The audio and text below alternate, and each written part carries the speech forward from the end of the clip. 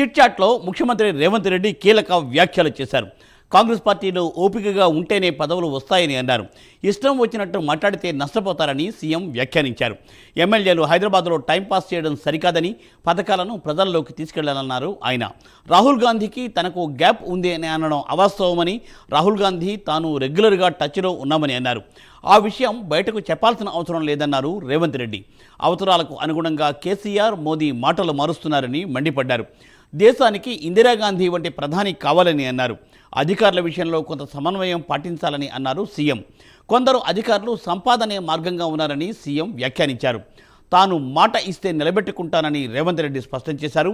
కొంతమంది అధికారులపై CM serious అయ్యారు. వేరే ఆప్షన్ లేకనే కొంతమంది అధికారులను కొనసాగిస్తున్నామని అంటున్నారు రేవంత్ రెడ్డి. దీనిపై ఎక్స్క్లూజివ్ ఫీల్డ్ రిపోర్ట్ అజీం అందిస్తారు. Azeem over to you. ఏదైతే జానారెడ్డితో భేటీ అనంతరం సీఎం రేవంత్ రెడ్డి ఏదైతే చిట్చాట్ చేశారో ఈ చిట్చాట్లో రేవంత్ రెడ్డి పలు కీలకమైన వ్యాఖ్యలు చేశారు మనం ఖచ్చితంగా చెప్పుకోవచ్చు. ఏదైతే జానారెడ్డి నివాసంలో జానారెడ్డి, కేకే అలాగే సీఎం రేవంత్ రెడ్డి శాంతి చర్చలకు సంబంధించినటువంటి అంశంపై ఏదైతే చర్చించారో, ఏదైతే నిన్న సీఎం రేవంత్ రెడ్డి శాంతి చర్చలకు సంబంధించిన కమిటీ సభ్యులు కూడా కలిసి ఏదైతే ఈ నక్సలైట్లకు సంబంధించిన విషయంపై ఎన్కౌంటర్ ఏదైతే కేంద్ర ప్రభుత్వం ఇచ్చినటువంటి పిలుపు ఏదైతే ఉందో ఆ పిలుపుని ఏదైతే విజ్ఞప్తి మేరకు అది ఖచ్చితంగా బ్యాక్ తీసుకోవాలని చెప్పి కూడా ఏదైతే వారు డిమాండ్ చేస్తారు. సో ఈ నేపథ్యంలో జానారెడ్డికి గతంలో హోమ్ మినిస్టర్గా ఉన్నప్పుడు, అలాగే కేకే అప్పుడు పీసీసీగా ఉన్నారు. వీరిద్దరికీ కూడా గత అనుభవం ఉన్న దృష్ట్యా నక్సలైట్లో చర్చలకు విషయం సంబంధించి కేంద్రానికి ఎలాంటి అంశాలు పంపిస్తే బాగుంటుందని జానారెడ్డి నివాసంలో సీఎం రేవంత్ రెడ్డి చర్చించిన అనంతరం ఏదైతే సీఎం రేవంత్ రెడ్డి చిట్చాట్ చేశారు. ఈ చిట్చాట్లో మాత్రం పలు కీలకమైన అంశాలు చేశారు. ఇటు అధికారులపై కావచ్చు, పార్టీలో ఉన్నటువంటి ఎమ్మెల్యేలపై కావచ్చు, రాహుల్ గాంధీతో ఉన్నటువంటి సంబంధంపై కావచ్చు చాలా కీలకమైన వ్యాఖ్యలు చేశారు. అలాగే కేసీఆర్ నిర్వహించినటువంటి సభ నిన్న ఏదైతే ఉందో సభలో చేసినటువంటి వ్యాఖ్యలపై కూడా పలు కీలకమైన వ్యాఖ్యలు సీఎం రేవంత్ రెడ్డి చేశారు. ముందుగా మనం కేసీఆర్ సభ విషయానికి వచ్చినట్టయితే కేసీఆర్ ఏదైతే స్పీచ్లో పసలేదని చెప్పారు. ఏదైతే కేవలం కక్షపూరితంగా మాట్లాడినట్టే, అక్కసుతో మాట్లాడినట్టే కేసీఆర్ స్పీచ్ కనిపించిందని కూడా చెప్పారు. గతంలో ఏదైతే రాహుల్ గాంధీ సభ ఖమ్మంలో ఏర్పాటు చేసినప్పుడు ఒక్క బస్సు కూడా ఇవ్వలేదు, కానీ మా ప్రభుత్వం అలాంటి ఆలోచనతో లేదు.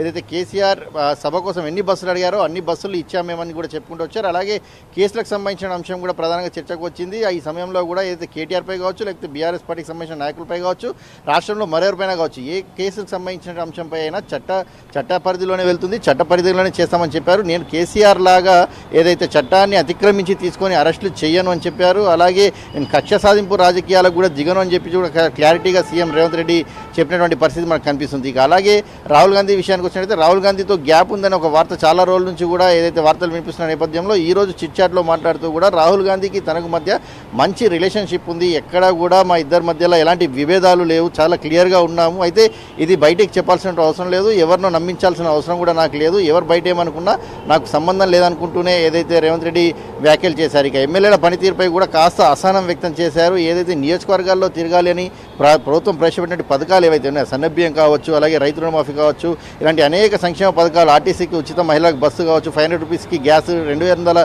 యూనిట్ల లోపు ఉచిత కరెంటు, ఇలాంటి అనేక అంశాలను ప్రజల్లోకి తీసుకెళ్లాలని చెప్పి ఒకవైపు చెప్తుంటే వారందరూ హైదరాబాద్లో తిరుగుతున్నారని చెప్పి కూడా ఏదైతే రేవంత్ రెడ్డి వారిపై కొంత అసహనం వ్యక్తం చేసిన పరిస్థితి కనిపించింది. సిఎల్పి సమావేశాల్లో కూడా వారికి మ్యాక్సిమం చెప్పే ప్రయత్నం చేస్తున్నాము, అయినా సరే ఇంకొంత సెట్ చేయాల్సిన అవసరం ఉంది. అయితే ఏడాదిన్నరలో ప్రవేశపెట్టినటువంటి పథకాలన్నీ కూడా ప్రవేశపెట్టాము, ఇప్పుడు గ్రౌండింగ్ లెవెల్లో పథకాలు ఎలా పోతున్నాయనే దానిపై కూడా దృష్టి పెడతామని కూడా చెప్పారు. ఎందుకంటే ఆ రాష్ట్రాన్ని పూర్తిగా అప్పులపాలు చేశారు, పూర్తిగా దోచుకున్నారు ఏదైతే గత బీఆర్ఎస్ ప్రభుత్వం స్వయంలో.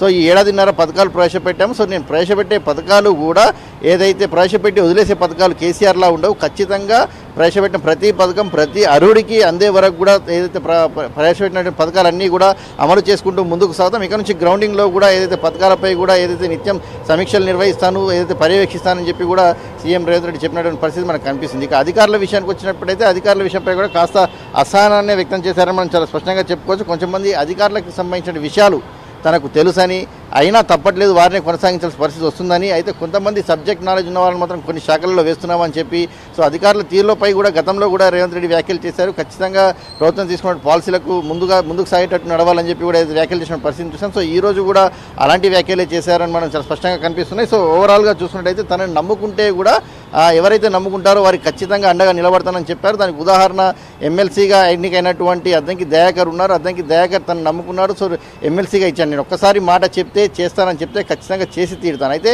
ఓపిక ఉండాల్సినటువంటి అవసరం ఉంది. ఖచ్చితంగా ఓపిక ఉంటే వారికి నాకు సంబంధించినటువంటి నా ధైర్యం ఉంటుంది, వారికి ఖచ్చితంగా నా బాధ్యతగా తీసుకుంటాను. కానీ ఎవరైతే అలా కాదని చెప్పి బయటకు వచ్చి ఏదైతే మాట్లాడేస్తారో వారికి మాత్రం నాకు సంబంధం లేదని చెప్పి వదిలేసిన పరిస్థితి ఏర్పడుతుందని చెప్పి కూడా రేవంత్ రెడ్డి కీలకమైనటువంటి రాజకీయ వ్యాఖ్యలు కూడా చేసినటువంటి పరిస్థితి మనం చూసాం. సో ఓవరాల్గా రేవంత్ రెడ్డి చిట్చాట్లో మనం చూసుకున్నట్టయితే ఈ శాంతి చర్చలకు సంబంధించిన అంశంపై కూడా ఏదైతే అటు పార్టీ నిర్ణయం ఏది తీసుకుంటుందో ఆ నిర్ణయం తీసుకున్న తర్వాత ప్రభుత్వ విధానాన్ని కూడా ప్రకటిస్తామని చెప్పారు. సో దీనికి సంబంధించి ఒక పీస్ కమిటీని నియమించారు. పీస్ కమిటీ ఏ అంశాలైతే కేంద్రానికి లేఖ రాస్తుందో అలాగే అధిష్టానాన్ని కూడా పంపించి పార్టీ ఏ నిర్ణయం తీసుకుంటుందో దానికి ఇక్కడ ప్రభుత్వం కూడా అలాంటి నిర్ణయం తీసుకుంటుందని కూడా ఏదైతే చెప్పుకుంటూ వచ్చారు. సో ఓవరాల్గా పొలిటికల్గా చూసినట్టయితే అటు కేసీఆర్పై కావచ్చు, అలాగే అధికారులపై కావచ్చు, అలాగే రాహుల్పై తనకు ఉన్నటువంటి గ్యాప్ విషయాన్ని ఏదైతే ఆ విమర్శలు వచ్చాయో ఆ గ్యాప్ సంబంధించినటువంటి అంశం కావచ్చు, అలాగే కేసీఆర్ చేసినటువంటివి ఏదైతే పథకాల అమలు విషయంలో ఏదైతే కేసీఆర్ ఎంత ప్రజలకు ఏ పథకాన్ని కూడా ప్రవేశపెట్టలేకపోయారు, ఇచ్చినటువంటి పథకాన్ని ప్రతిదీ కూడా మధ్యలోనే వదిలేశారు. సో అలా ఉండదు